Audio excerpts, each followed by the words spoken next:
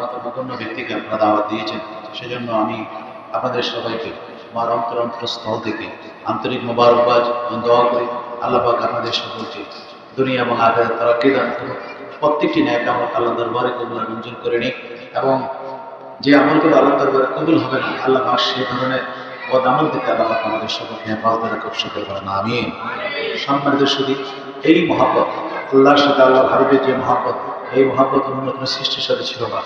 আমাদের সাথে দরবারের সাথে, এই চান্দিনার মানুষের সাথে যে মহব্বত, এই মহব্বত আত্মীয়তার সাথে, আত্মীয়তার মহব্বত কেউ হার মানিয়েছে, ঠিক কিনা বলে? মানুষ যখন দরবারের মাহফিল আসে, প্রতিটি মানুষ ঘর নিজের ঘরে না থেকে সবাই দরবারে ছুটে যান, কেন? সেটা মহব্বতের কারণে। আর কাল কিয়ামতের ময়দানে আল্লাহ রাব্বুল আলামিন এই মহব্বতের টানে যাদের সাথে এই মহব্বত থাকবে, যাদের সাথে এই ভালোবাসা থাকবে, কাল কিয়ামতের ময়দানে আল্লাহ পাক আওয়াজ দিয়ে বলবেন, এলান করবেন, আল্লাহ পাক বলবেন, তোমরা কারা আছো? তোমরা তোমাদের ইমামকে অনুসরণ করে তোমরা আমার দরবারে হাজির। আল্লাহ পাক বলবেন, এই তরিকতের ইমামগণ, আপনারা আমাদের ভবিষ্যৎদেরকে নিয়ে আসুন, আপনাদের আমার দরবারে আসুন। আমরা তখন দশ ভাগ আমাদেরকে ডাক দিবেন, আমরা সকলে ঐক্যবদ্ধ হই, সারিবদ্ধভাবে আমরা সকলে এই দুনিয়াতে যেরকম আমরা জমায়েত হয়ে আছি, কাল কিয়ামতের ময়দানেও আমরা এইভাবে জমায়েত হয়ে গাউস পাকের পিছনে পিছনে আল্লাহ এবং আল্লাহ রাসূলের দরবারে আমরা হাজির হব, এবং আল্লাহ এবং আল্লাহ রাসূলের শাফায়াত নিয়ে আমরা জান্নাতে প্রবেশ করবো ইনশাআল্লাহ, ঠিক কিনা বলেন? সম্মানিত শুধু ইয়াউমা নাদউ কুল্লা উনাসিন বিইমামিহিম, সেই ইমাম বলতে তরিকতের ইমামকে বোঝানো হয়েছে। এই ইমাম বলতে তরিকতের ইমামকে বোঝানো হয়েছে। কাল কিয়ামতের ময়দানে এই তরিকতের ইমামদেরকে বলবেন, তোমরা তোমাদের মুরিদ সন্তানদেরকে নিয়ে তোমরা আসো। আমরা সেদিন সবাই একসাথে, আমরা যেরকম আজকে মজলিসে আমরা আছি, এরকম 11 শরীফ মাহফিল আমরা একসাথে করি, যেভাবে আমরা উরুস শরীফে আমরা সবাই একসাথে দলবদ্ধভাবে আমরা সকলে ছুটে যাই।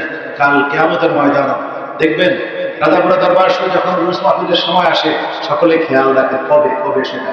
যখন শুনেন অমুক দিন, ওই দিন থেকে সকলে ব্যস্ততা বাদ দিয়ে সকলে তৈরি হয়ে যান যে আমি যাবো দরবার, অন্তত গিয়ে হাজিরাটা দিয়ে আসবো।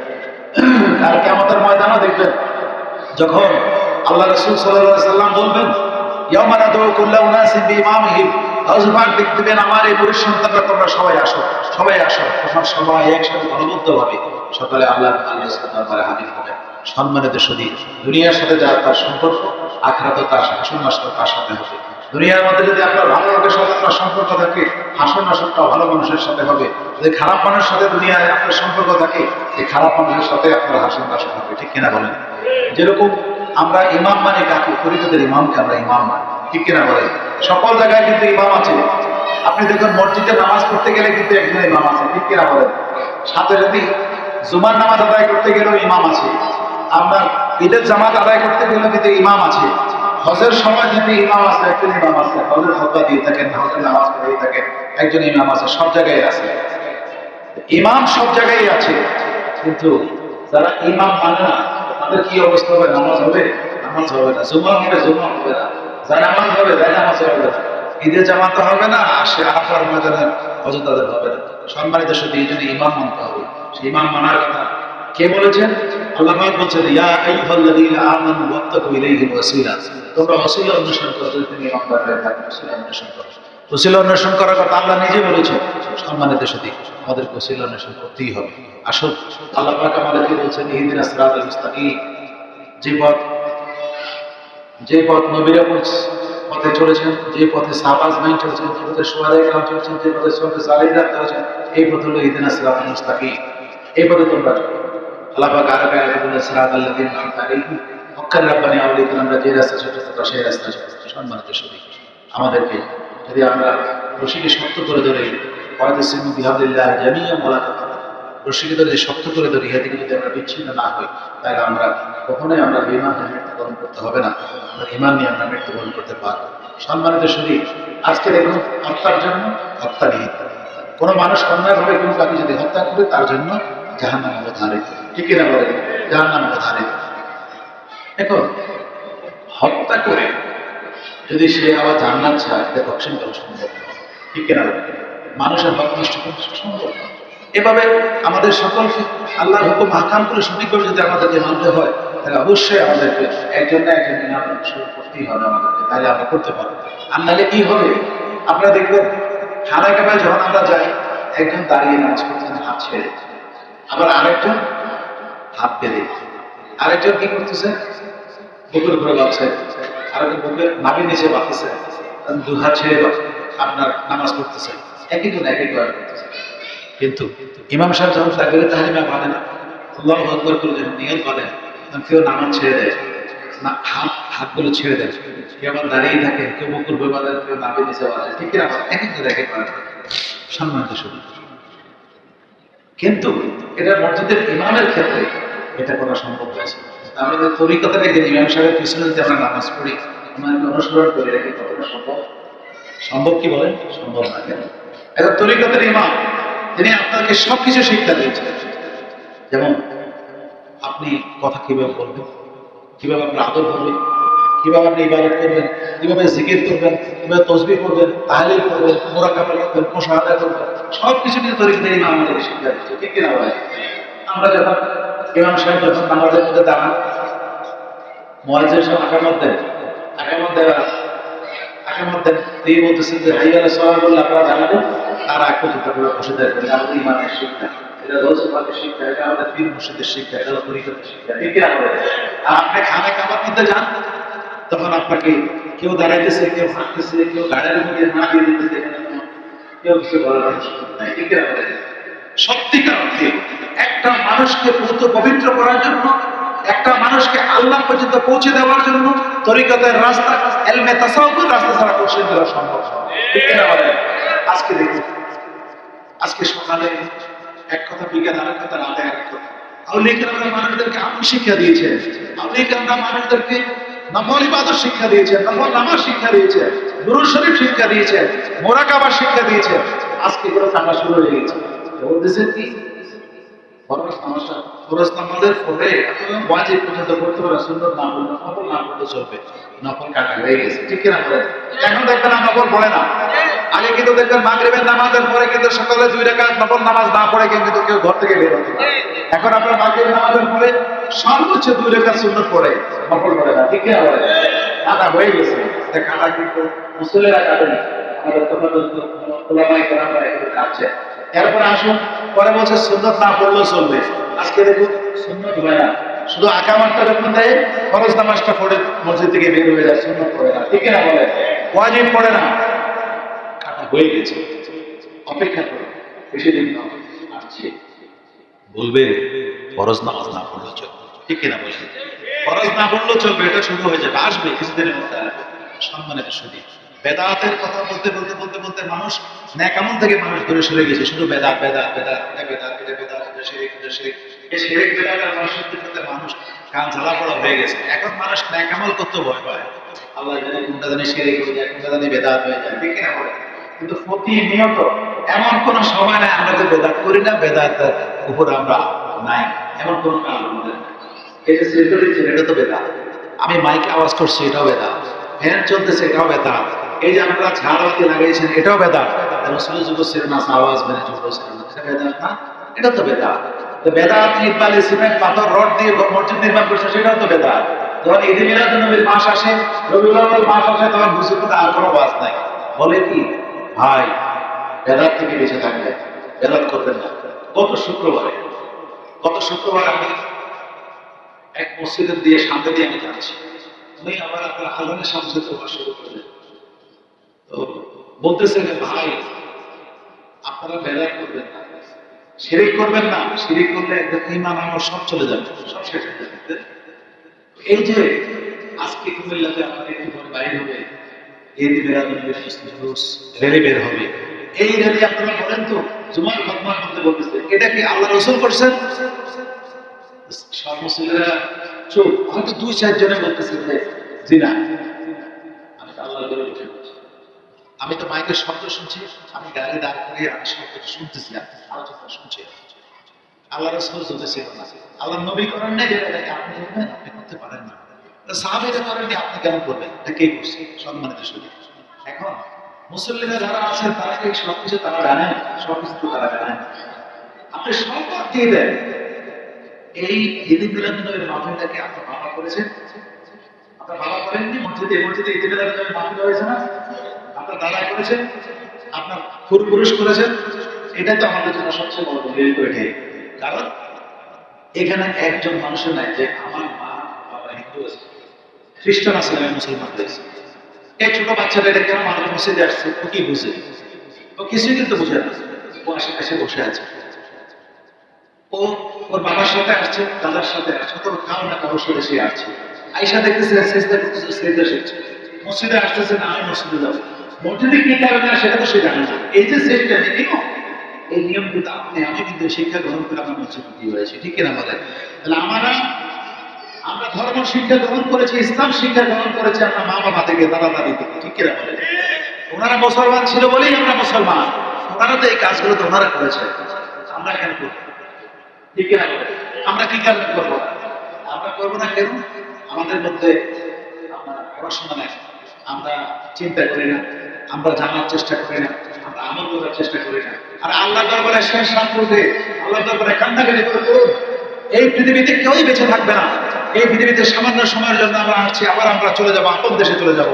মনে রাখবে, শেষ রাত্রে উঠে যদি 2 দিন 3 দিন যদি আল্লাহ দরবারে কান্নাকাটি করেন, খোদা আমি তোমার কাছে সঠিক পথ চাই, আমি তোমার অনুগ্রহ চাই, আমার আমি তোমার দয়া চাই, আমি ঈমান নিয়ে মৃত্যুবরণ করতে চাই, খোদা তুমি আমাকে সঠিক পথ দেখাও। আল্লাহ বলছেন, কেউ যদি আমার কাছে সঠিক পথ চায়, আমি তাকে সঠিক পথ দেখাবো। ঠিক কিনা বলেন? আমাদের দেশে কি হচ্ছে? আমাদের দেশে তো আমরা নিজেদের সঠিক পথ চাই না, আল্লাহ কিন্তু আমাকে সঠিক পথ দেখাবো। ঠিক কিনা বলেন? সম্মানের সঠিক শিরক মানুষের ঈমান ও আমলকে ধ্বংস করে দেয়। ঠিক কিনা বলেন? শিরক কাকে? আল্লাহর সাথে শরীক করে। ঠিক কিনা বলেন?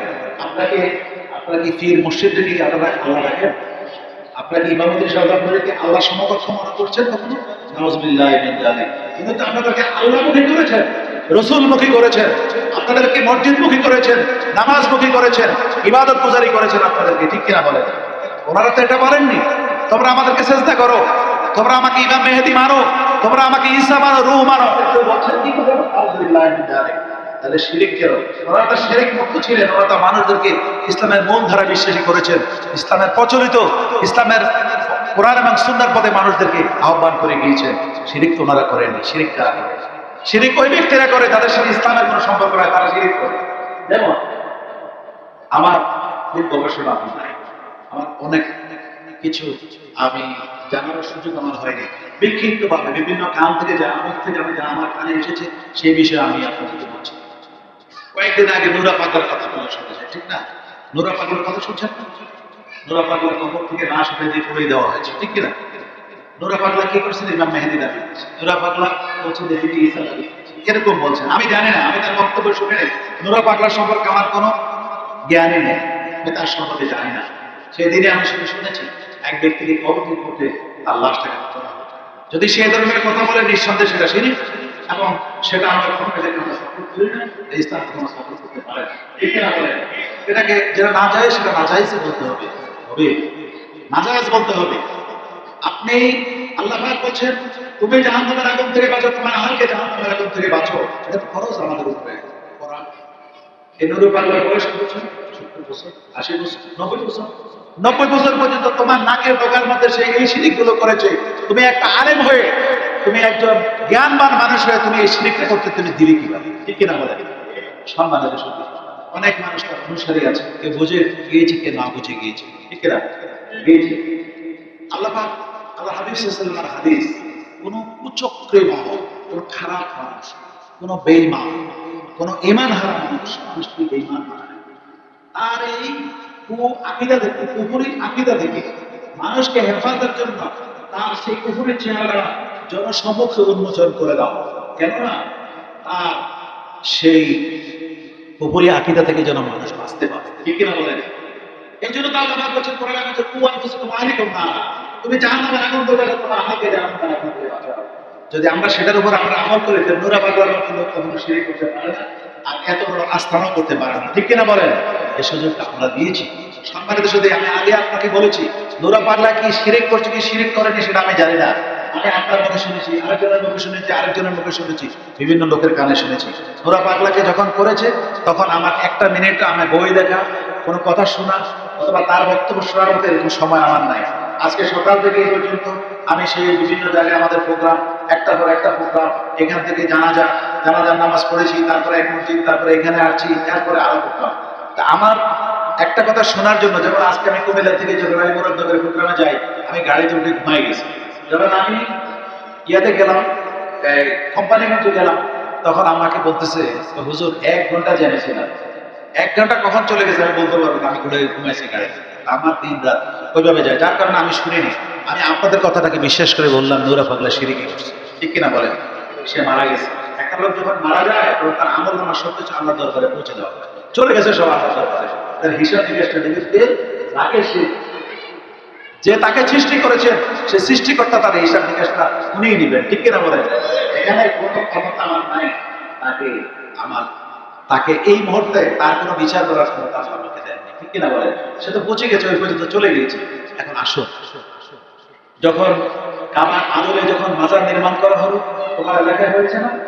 তুমি তখন বাংলা এলাকায়, তোমার শক্তি তো অনেক আছে, তুমি তো এখন শক্তি দেখাচ্ছ, তুমি এই শক্তিটা দেখে তখন কি তার একটু ভেঙে দিতে পারলে না? পারলে না। তোমার কি করলে তুমি? শেষ পর্যন্ত তার কবর থেকে লাশ উঠানো হলো। আপনারা দেখেছেন লাশটাকে জুতা দিয়ে বাড়িয়ে দিয়েছে, লাঠি দিয়ে আঘাত করা হচ্ছে। এটা কি ইসলামে যায়? সমর্থন করে কখনো? কোন মত ব্যক্তিকে এমন ভাবে তাকে তাড়াতাড়ি বিদায় দিয়ে দেওয়া যেন দেরি যেন না করা, কারণ এটা তার শরীরের সাথে আঘাত লাগে। কথা বলছেন নাকি? বলছে এখন থেকে জুতা দিয়ে পিটতেছে, জুতার চোখে দাঁড়িয়ে আছে, জুতা দিয়ে পিটতেছে, ওর মাথার মধ্যে টুপি আছে, ওরে লাঠি দিয়ে আঘাত করা হচ্ছে, ওর মাথার মধ্যে টুপি আছে, তার মুখের মধ্যে দাঁড়িয়ে আছে। সম্মানিত সুধী, নারে তাকবীর, আল্লাহু আকবার ধরে দিয়ে তারপরে আপনার ঘরের মধ্যে গিয়ে আগুন লাগানো হয়েছে। এটাও তো আপনারা দেখেছেন, ঠিক কিনা বলেন? সম্মানিত সুধী, শেষ পর্যন্ত আগুন জ্বালানো হলো, সে আগুনের মধ্যে লাশটাকে নিক্ষিপ্ত করা হলো আগুনের মধ্যে। সম্মানিত সুধী, এই এই যে কাজটা করা হয়েছে, এটা তো আইয়ামে জাহিলিয়াত তো হার মানিয়েছে, ঠিক কিনা বলেন? এই ধরনের জঘন্যতম কাজ তো আবু জাহেল করেনি, এই জন্য জঘন্যতম কাজ তো আবুল হাব করেনি, যেটা আজকে তারা করছে। এখন এরা তো মসজিদের ইমাম, এরা তো মাদ্রাসার শিক্ষক, তারা মানুষদেরকে আলোচনার মসজিদে মানুষদেরকে ওয়াজ করে শোনায়, তারা মানুষদেরকে সৎ কাজে ভালো কথা বলে, মানুষদেরকে ইসলামের কথা বলে, মানুষদেরকে কোরআন সুন্নাহর কথা বলে। সম্মানিত শুধু আসল নীল আকাশের নিচে কোন আলেম এটাকে কোশ্চেন কালো এটাকে কখনো জায়েজ বলতে পারবে না, ঠিক কিনা বলেন? এটা কোনো মুসলমানের সন্তানের এই কাজ কখনো মুসলমানের সন্তান করতে পারে না, ঠিক কিনা বলেন? মুসলমান, ঠিক কিনা বলেন? সম্মানিত সুধী, আজকে তোমার এলাকায়, তোমার সেই গ্রামের মধ্যে একদিন নয়, সে যদি 70 বছর বেঁচে থাকে, 70 বছর পর্যন্ত সে তোমার কথা আমি ধরে নিলাম এই শিরক গুলো করছে, তুমি তখন কি করছিলে?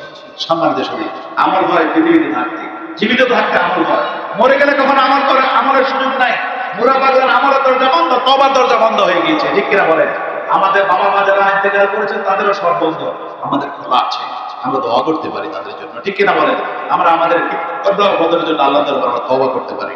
আল্লাহ পাক, আমি যদি এই ব্যক্তি মৃত্যুর আগে সে যদি ইস্তেগফার করে, তওবা যদি করে নেয়, আল্লাহ, আমি তো সারা জীবন অন্যায় করছি, আল্লাহ তুমি আমাকে মাফ করে দাও, ঠিক কিনা বলেন? আল্লাহ কি মাফ করে দিতে পারেন না? পারেন কিনা বলেন? সে তো বলছে আমি মুসলমান, ঠিক কিনা বলেন? সম্মানের সুধী, আসলে এই যে ইসলাম আজকে কোথায় নিয়ে গিয়েছে? আমি একটি ব্যক্তি ঘটনা বলে শেষ করে দিচ্ছি। যখন কোনো মানুষ মারা যায়, যদি সে যদি জাহান্নামী হয়, তাহলে জাহান্নামীর ফেরেশতার দল এসে তার রূহটাকে নিয়ে যায়। যদি জান্নাতি হয়, জান্নাতি গ্রুপ এসে ওনার রূহটা নিয়ে যায়। এটা আল্লাহর পক্ষ থেকে এলান এসে। সম্মানিত সুধী, এক ব্যক্তি 100টা খুন করছে, 100টা মানুষ মারছে, 100 জনকে খুন করছে। খুন করার পরে তার মধ্যে অনুশোচনা হলো, আল্লাহ, আমি যে 100টা খুন করছি, আমার ক্ষমার কি সুযোগ? আমার তো ক্ষমার সুযোগ নাই। দৌড়াই আমার সময় এক আমলদার মানুষ হুজুরের কাছে গেছে, হুজুর, আমি তো 100টা খুন করছি হুজুর, এখন আমি কিভাবে আমি বাঁচতে পারি? কিভাবে বাঁচতে পারি? তো বলতেছে, তোমার তো বাঁচার কোনো সুযোগ নেই, তুমি খুন করছো, তোমার জাহান্নাম ছাড়া কোনো উপায় নেই, তুমি নিরানব্বই করছো, সাথে সাথে তোমাকে হত্যা করা হলো। যেহেতু আমার বাঁচার কোনো সুযোগ নেই, 100টা 100টা।